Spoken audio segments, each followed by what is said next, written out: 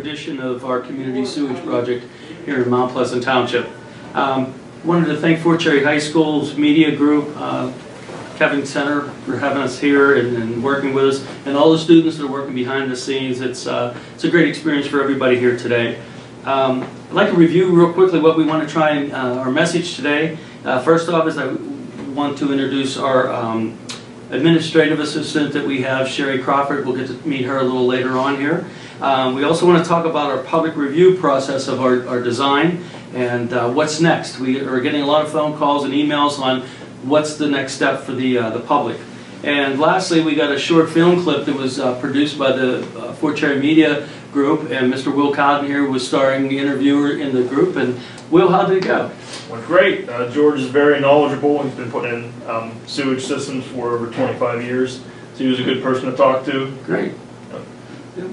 And did you interview him in the ditch, or at the farm, or at Fort Cherry? We just interviewed him at a house with a septic tank that had a cracked lid. Okay. So since he's fixed many of those in the past, he pretty much told us what the problem was and how it was caused. And good. And the need for the public system. Definitely, yeah, yes. That's really huge need for that. Huge need for that. So, so Will worked with a few other students. Connor and Jim were probably involved in that. Some editing was done. So a little later in the show, you'll get to see that clip. So stay tuned. So I'd like to introduce you to Sherry Crawford. She's new with our Municipal Authority Board. We hired Sherry as an independent contractor to come in and help us with some administrative duties, our budgets, and some of our financials. But she also has a lot of experience and background in the sewage industry, and she will help us with our next step as far as securing easements and that. So let's get to know Sherry a little bit better. Sherry, do you live in the area? I live in Burgettstown, and I work for the Burgettstown Smith Township Sewage Authority. So that's why I've agreed to help Mount Pleasant. I've been there for about 12 years now, and there's a lot of work to be done, and that's why I'm helping them out to try and get them moving. Yeah. We appreciate the help. Thank you. The difference between our two systems is yours is an operating system in Burgettstown, and ours is a non-operating. So we're still in the design process, but the way I see it is I think you can help us maybe with some of your challenges in an operating system as we get set up. Sure, there are challenges anytime you work with the public. Some are willing to work with you and some are not. So that's kind of part of the problem, and we're going to try and deal with that. Yep. And currently as a non-operating authority, we really do not have a business structure. So once we get into having customers and billing, we actually need to set up a business. And that's where your expertise comes in again, that you can help us get in with the right proper way of billing and what type of computer systems that you would use. Yes, you're going to need billing systems, accounting systems, collections, so all of those have to be taken into consideration, as well as your budgeting. That's very important. Right. It's budgeting. Yes. You want to keep cost. You want to keep cost as low as possible because it's a nonprofit organization, and you're there for the public. Yeah, we literally run on a shoestring. And just to talk about finances real quickly, the Mount Pleasant Municipal Supervisors have shared a good bit of the Act 13 money coming from the gas well industry. So far, it's like $1.7 million we've been granted from them to get us going. We had to secure a line of credit with the supervisor so we can continue the project. And the engineering cost just to get it engineered is $2 million. There's a lot that's involved in that project and engineering that, but it's pretty expensive for us to get that far down the road. But Sherry, I welcome you and look forward to working with you and sharing with your expertise in it. And we're going to bring you back here, or bring Brian on, and we're going to talk a little bit more about the process of the easements and where we're at in that. Okay. All right? Yes. Stay tuned. Thank you.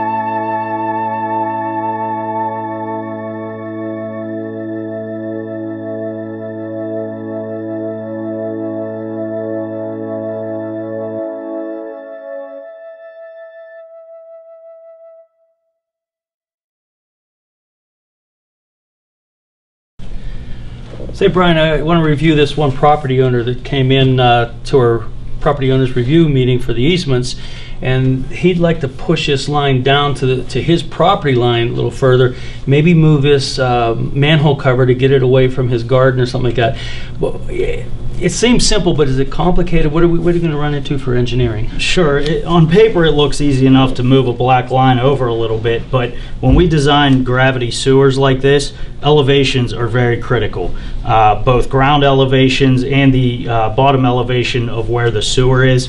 So when there's a request to move the line, we have to look first, is it technically feasible? Will it still flow downhill the way they want to go? And is our sewer going to be too shallow or too deep in certain areas? We also have to look at certain elevation controls that can't be changed. Like you see here, we have to go underneath a stream. So we have to get under there to get back to the same point that we want to be in the project.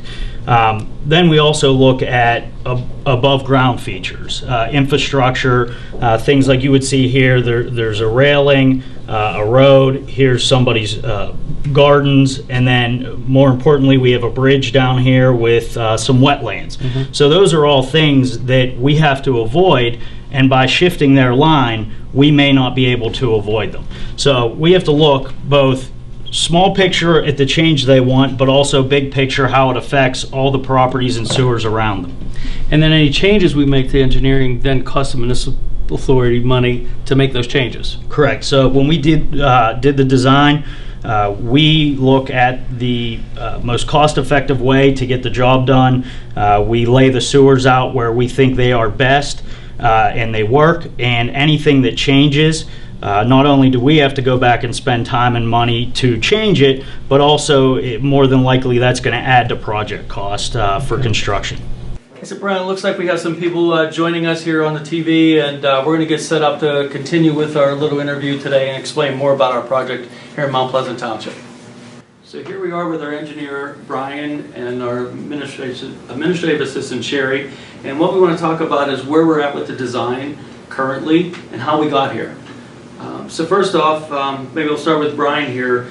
The process all started 15 years ago with us with the Act 537. Yeah. So can you tell us a little bit about the Act 537? And Sure. The Act 537 plan is a sewage facilities planning study. What that's for is when you have sewage disposal needs, areas, whether they are on lot and they're going to continue to be on lot, or if you're putting in public sewers, anywhere you have residential development, you have to have a plan for how you're going to handle their sewage. So anytime there are changes to development, any changes to your sewage infrastructure, you have to do a planning study and submit that to the Pennsylvania Department of Environmental Protection, and they review your plan and how you, what your goals are and how you're going to achieve them, and they either approve or deny the concepts of your plan. so this plan is started off with engineering in mind. Cost effective, number of homes being serviced, and that's where we start. Yep. So it's like a 30,000 foot elevation picture of what we're doing. So I guess the question comes with our recent meetings that we have with property owners. Everyone wanted to know why we didn't ask them first. Can we go through here? Is this a good place or a bad place? So it's the age-old question of the chicken or the egg, which came first. So if you can kind of maybe explain why we start with the design first. Yeah, you have to start with the design first because you have to look at what's most cost effective for the entire customer base as a whole. There are certain engineering design criteria that we have to meet. Elevations are very critical in topography, and we do our best to miss any infrastructure that may be impacted. But once again, that may not always be in the best location for each property owner. So we have to lay it out with the whole entire customer base in mind, and then go back and review with each person and see if there are any particulars that they would like us to change. And if I'm not mistaken, once you did a preliminary design, your people walked the actual routes of the pipe? Yes, I've been out there, and then we did survey in order to do the detailed design also. Okay. So once we got done with the Act for 537, then we would move into the next phase, which is the engineering design. And before we even do that, we have to have aerial photography done. So if you can tell us a little bit about. Yeah, sure. For a project, and once again, a sewer project like this with gravity sewers, elevations, topography are very critical. For a smaller project, we may send a conventional survey crew out to pick up all the details. But with a project this size, we will actually get it flown and take aerial photography, which they also have equipment to pick up features, infrastructure, elevations, things like that. And it's more cost effective to have it flown from the air than have people taking survey points the whole way along the project. So then once it was flown, you put it on a map, and then that's really when your people walked it to confirm. Yeah. I'll never forget the one guy says, hey, I think it's a chicken coop, but I'm not sure if it's a chicken coop or a outhouse. So it was interesting to hear some of the comments of your people that were there. So where we're at today is we've got the Act 537 done. We've engaged with the KLH engineering to do a design of the whole project with a wastewater treatment plan and pump stations and everything. So we have that design made, and then the next step we did is we went out and sent easements out to all of the property owners. And that's the phase where we're kind of at now, is we were looking at the property owner review phase. So with that, we had about 10 meetings started in October of last year, and we finished in March. So we gave the community a big chance to come in, and we sat down and looked at their property. Brian and his people read lines the maps and put their comments on. So with that said, we have 195 people who have actually signed an easement, and we have it recorded out of 570 homes. We have about 120 to 130 people who have come in and who've shared with them some of their concerns with their property, how the design is. So with that, we have people who haven't engaged yet, and we'll talk about that group of people in a little bit here. But in the meantime, Sherry, if you can tell us a little bit more about how the public map review went and some of the things. Sherry was there to take care of notarizing the easements. Yes. For people who wanted to sign, but maybe you can tell us a little bit about what you experienced and what people were saying. Most of the ones that were there did have their concerns. Most of the people who have come in are in favor of the system because it's for the health and well-being of your communities. So they've engaged, they want the system, it's necessary. That's basically what I heard from a lot of the people that are out there. They really can't wait for the system to be in place. And they've actually had questions, when is the project going to start the construction phase of it? Yeah, that's, everybody wants, Right. Those people want to know when we're going to start digging when dirt. We're starting, when are we going to get started? That's down the road. Right. It's not tomorrow, No. it's down the road. We still have work to do. We've got a long way to go. Right. So, Brian, what happened is the people came in, property owners came in, they showed us what their concerns were, and you and a few of your other associates wrote all that down. So now, what happens to all of those comments and all those suggestions? What's the process from here?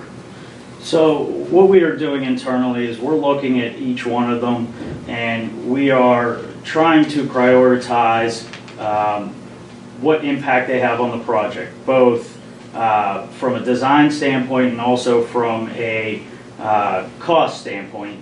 And what we are doing is we are compiling a total list of all the comments we've received, and we are going to rank them and we're going to put detail to each one on cost and other factors that may impact the board's decision on whether they want to move forward with the changes or to notify the property owner that we don't think the changes either are technically feasible or that they are in the best interest of the project. So we will, at this point, we have a pretty extensive list. We're not through all of the comments yet, but then next month we will be meeting with a committee of the board to show the members what we looked at, give them a recommendation and allow them to ask questions on why we did what we did. So you recently prepared just a sampling of maybe 15 property owners that come in and made a request, and I have to say it was pretty thorough. Thank you. You explained on the sheet of paper with their property listed what the property owner was requesting, why it could be done or why it couldn't be done, cost effectiveness to the project, and you outlined in red on their mapping. So I think it's been a so far it's been a thorough process, and I think it will continue to be pretty thorough that way there. So looking at it from a timeline, this is early April. What is the process and timeline from here once you prepare that packet for us? You'll present it to the board, and the board, we've decided to break that up into two, high impact and just normal requests. So it's my understanding that the board had voted on that we will have a committee of two, review those with you, and then make our notations and then go back to the board meeting, a regular meeting, and vote on those. So that's the process that we're seeing, but timeline-wise, you estimate? I think that within the next 2 months, all the information will be presented to the board and the committee so that they can make informed decisions. And then I would say after that 2-month period, give or take, we would notify the property owners of the decision, whether we are going to consider the design changes or whether we've denied them. And then from there, depending on which design changes are accepted, I would say a couple more months to make the updates before we're in a position to say that we're completely done. So it could be July before we do mailings to say here's the new easement or Yeah. it's your current easement from that standpoint. Okay. Brian talked earlier about breaking it in basically two groups, and it's what we call the easy group, where we want to move a lateral. I don't want a temporary right-of-way put here because I got a fence. Those still have to go through the process, but we look at those as pretty easy changes in that, and that's what we're going to review. Now, what we call the high-impact changes, those are the properties and the design changes that are related to maybe some legal action would be needed. Maybe there's some property would have to be purchased or whatever. So a lot of private business is discussed in that. In that situation, we're going to go into an executive session in our meetings and be able to discuss that openly as a board, and then we would make a decision from there at that point in time. Yeah. And I think you said that you had about 120 people who have requested changes? Yeah, approximately. Yeah, and out of that, how many of them do you think would be maybe high impact? Handful, maybe 10. 10, I'm thinking 10 to 20 probably, in that neighborhood. We have another situation, being a rural community, is the Ag Security Act. It was something that, to be honest with you, we didn't consider. I personally have property in the Ag Security Act. Okay, it was when it came about in Mount Pleasant Township, it seemed like anybody with property got into it, because what it does for me is it protects me, but at the same time protects me from development or coming across my property with a pipeline or putting manholes in and that. So, but what it also does is it gives me the option as someone, as a property owner in Ag Security Act, that I can choose not to participate, and we would go through a hearing in Harrisburg, or I can also choose to participate and allow the municipal authority to bring their pipeline across that property if I feel it's going to benefit me or my neighbors.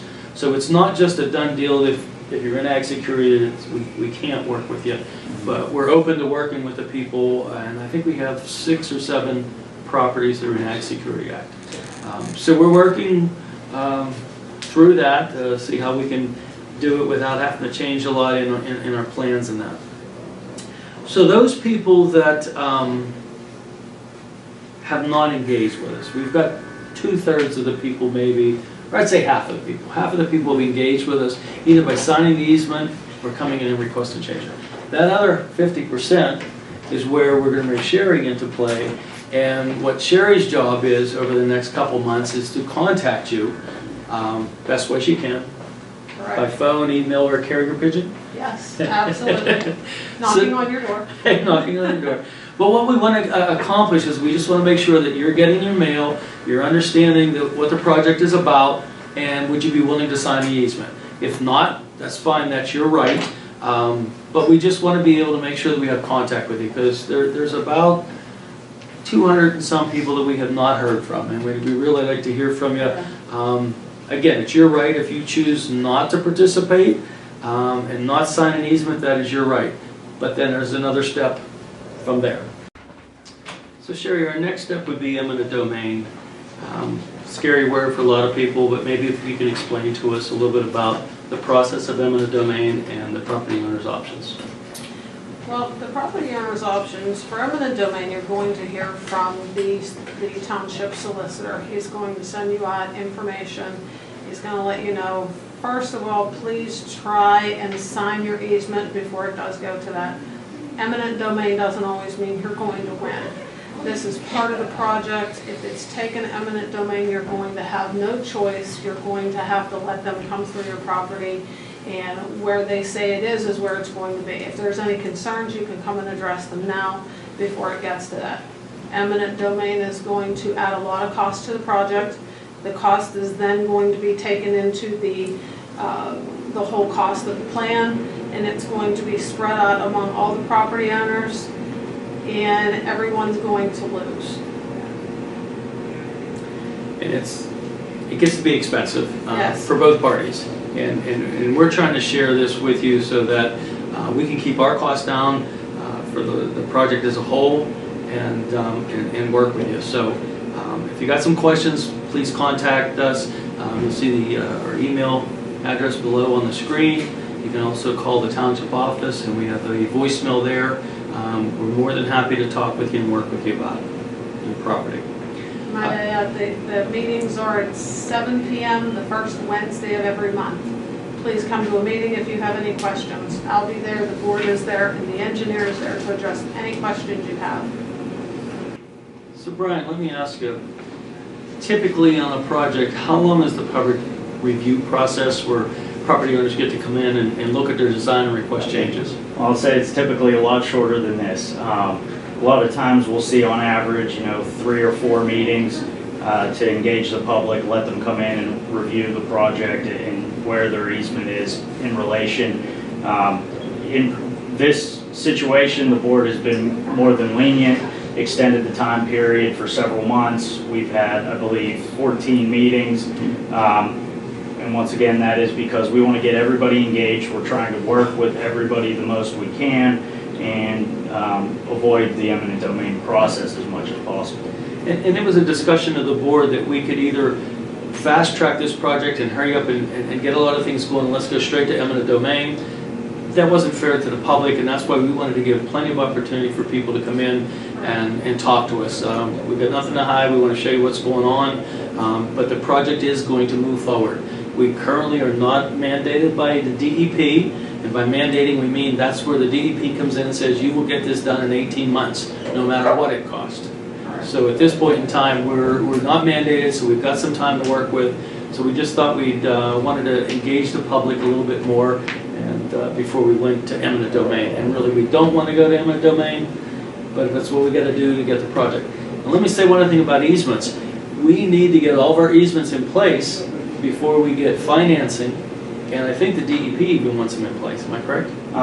The Penvest financing review will be contingent upon the DEP review, and when you're going for Penvest financing, you have to have all your permits in hand, and DEP may allow some of them outstanding, but they want to make sure that no changes to the design that they're reviewing will take place because of easement changes. Right. It's final. Once we submit that, it's final. So really appreciate your help out there. If you can come in, encourage your neighbors. The project will continue to move forward, but we need your help. So I'm sure a lot of people are out there asking, and I get tons of questions on it, when are we going to get sewage? What's the timeline look like? There's a large amount of people who want to even give us deposits now on their tap-in fee and things like that, and we're just like, we're not ready for that yet. But what do we look like from a timeline, and what's the thing? So I would think first we would approve the drawings. Correct. The easement process right now, anything that affects the design we would want to have those changes approved, make those changes, and have the full design 100% final before moving forward. And those approvals are from our board, our local board. And then there we need to have our easements in place too, so that's a part of it. So if we were looking at a date in the calendar, that might happen by January 2019. Okay? That's when we would submit to the DEP once we've approved and got our easements. So while that's happening with the DEP, then we can start working on securing finance through. Well, the first step, when we submit to DEP has to do their full review of the project. Their first review is typically around 6 months. If they have comments that we have to go back, it can be back and forth. It could be up to 8 months or a year. But you cannot move forward with the financing, the type of financing we are looking for, until you have those permits approved from DEP. So realistically, if we submit in January of 2019, it could be December 2019 before we get approval from DEP. Yep. So we were looking at January of 2020 to secure financing. Mm-hmm. That could take 6 months? It could take 6 months, it could take a year. With Penvest, It is. yeah, with Penvest, the route that we're going, it's a great financing package, but they have 4 award periods per year.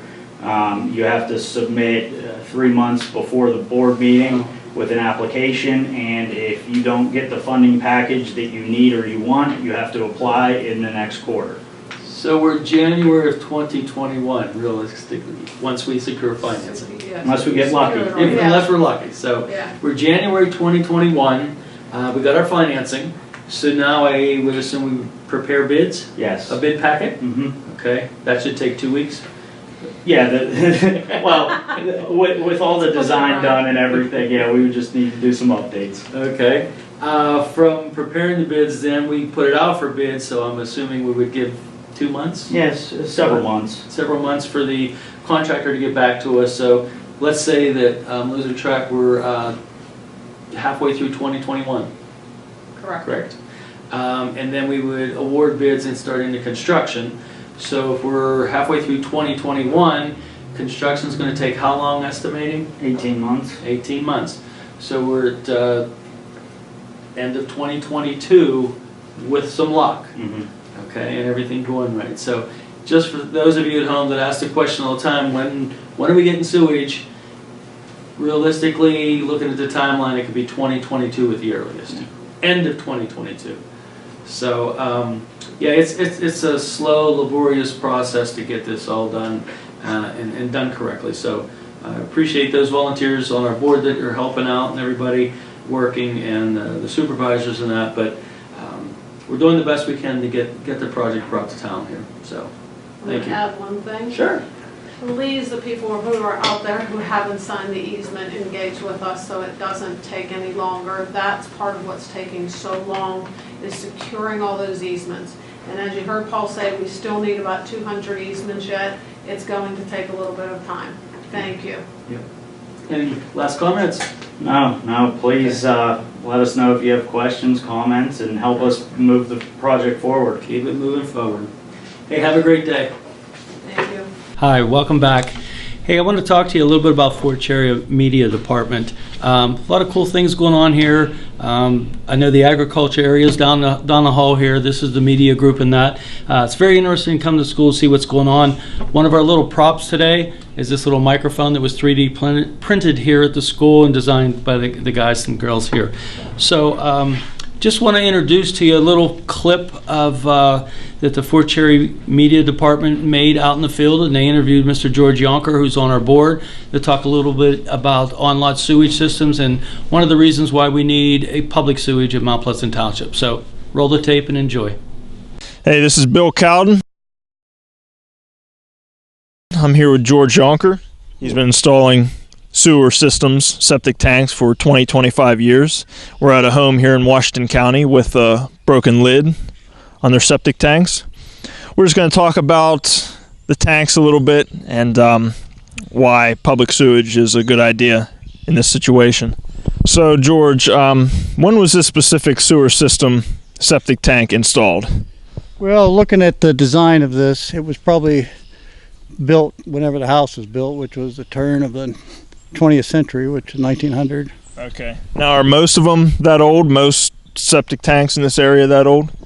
Well, if the houses were built that early, they are, because there's a lot of old houses in this property, in the township.